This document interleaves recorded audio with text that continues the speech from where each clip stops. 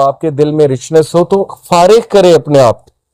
Time نکالیں اللہ تعالیٰ کے لیے، اور پھر دیکھیں آپ کے مسئلے کیسے حل ہوتے۔ کئی لوگ سے میں نے سنا ہے، ایک بھائی بہت مشکل سے گزرے تھے، 2 سال پہلے کا واقعہ ہے، اور 6-7 مہینے ہو گئے ان کا وہ مسئلہ حل نہیں ہو رہا، کوئی فیملی پرابلم تھی، اور ایک دن مجھے ملے and he was so happy، اور انہوں نے مجھے ایک سینٹینس کہا جو میں کبھی نہیں بھولوں گا۔ انہوں نے کہا کہ علی بھائی all it took was one تہجد، that's it، لیکن 6 مہینے مجھے کبھی ٹائم نہیں ملا، مجھے لوگوں سے ملنے کا ٹائم مل گیا، مجھے لوگوں سے کہانیاں سنانے کا ٹائم مل گیا، لوگوں کی سننے کا ٹائم مل گیا، لیکن تہجد کا ٹائم نہیں مل رہا تھا۔ all it took was one تہجد، اور میرا مسئلہ حل ہو گیا۔ تو امام شافعی رحمہ اللہ نے کہا کہ making دعا at the time of تہجد is like an arrow which does not miss its target۔ تو باقی یہ کہ اللہ دعا آپ کریں اور نہ ملے یہ ایک الگ بات ہے، ظاہر ہے اللہ تعالیٰ وہی دیں گے جو بہتر ہے،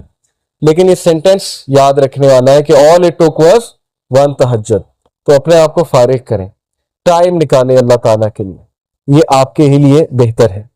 اور پھر یہ حدیث، انس بن مالک reported the messenger of Allah صلی اللہ علیہ وسلم said، Allah Almighty said، حدیث قدسی ہے، O son of Adam, if you call upon me and place your hope in me, I will forgive you without hesitation۔ اگر تم ہوپ میرے سے لگاؤ گے، امید میرے سے لگاؤ گے، تو میں تمہیں معاف کروں گا، without any hesitation میں تمہیں معاف کروں گا۔ O son of Adam, if you have sins piling up to the clouds and then ask for my forgiveness, I will forgive you without hesitation۔ اور اگر تیرے گناہ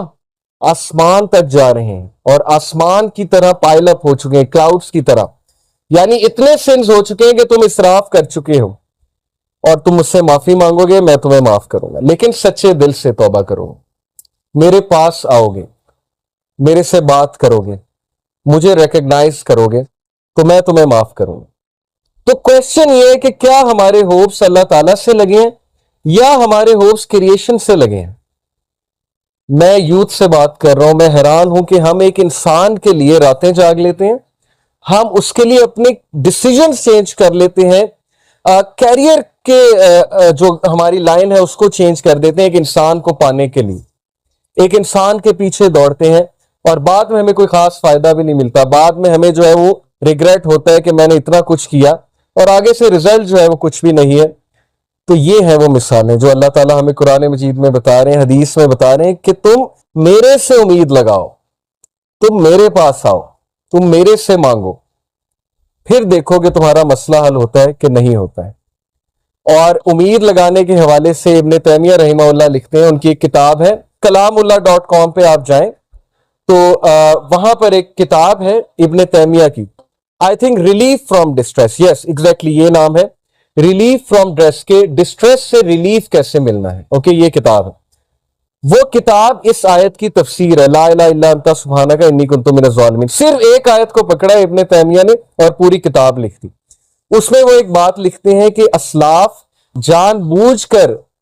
یہ دعا کرتے تھے، یہ بھی ایک دعا تھی ان کی کہ ہماری دعائیں ڈیلے ہوں، ہماری دعاؤں کی قبولیت ڈیلے ہو۔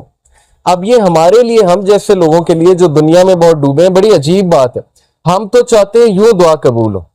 میں اللہ سے مانگوں اور چیز میرے سامنے ہو، چاہے وہ میرے لیے بہتر ہے یا نہیں ہے۔ اسلاف کہتے تھے کہ ہم جان بوجھ کے وش کرتے تھے کہ دعائیں ڈیلے ہوں، کیوں؟ کیونکہ جب بندہ دعا کر رہا ہوتا ہے اس کا تعلق ہی اللہ سے اور ہوتا ہے، تو وہ اس تعلق کو انجوائے کرتے تھے کہ ہم تکلیف میں ہیں، ہم کسی ڈسٹریس میں ہیں، بس ہم دعائیں کیے جائیں، تو یہ تعلق انہیں بہت لطف دیتا تھا۔ یہ ایک بہت ہائی لیول کی بات ہے۔ بتانا میں آپ کو یہ چاہ رہا ہوں کہ دیکھیں مصیبتیں آتی ہیں، مشکلیں آتی ہیں، انسان پر بہت سے فیزز آتے ہیں، اور اس فیز میں اگر اللہ سے آپ کنیکٹ کر جائیں تو یہ آپ کے لیے خیر ہی خیر ہے، اور اس فیز میں اگر اللہ سے دور ہو جائیں تو پھر یہ شر ہے۔